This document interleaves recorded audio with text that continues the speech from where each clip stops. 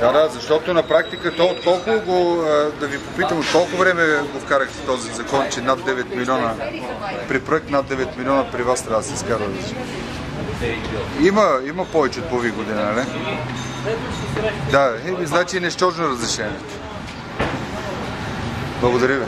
Министерството на проектирането се обадиха току-що. Казаха, че проект, който е над 9 милиона лева, разрешение за строителство се издава от тях, респективно от ДНСК.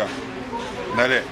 А в случая това разрешение, а този проект е над 9 милиона, около 26 милиона лева или евро, доколкото разбирам.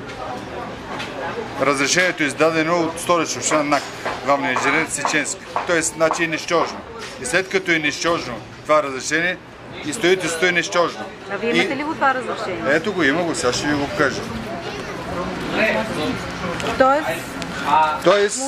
Тоест, да ви кажа, в момента има нищожно разрешение за изграждане на пътен транспортен възел Ловов мост.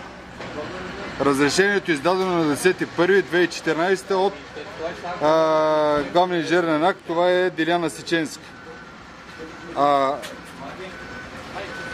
Той е от Столична община, представлявана от Йорданка Фандъкова, която е упълномощила най-вероятно Диляна Сеченска и тя го издава. На практика, аз мога да го кажа това, на практика разрешението за строителство е нищожно. Да, той го каза.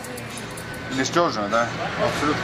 И те нищожно строят и нищожно харчат парите на българските данъкоплатци в момента. Разбрахте ли сега, ще се извършва ли? Ще идват ли тези? Ти пита ли? Казаха ми, че са тук, ама не може да ги намерим. Къде са тук? Казаха ли?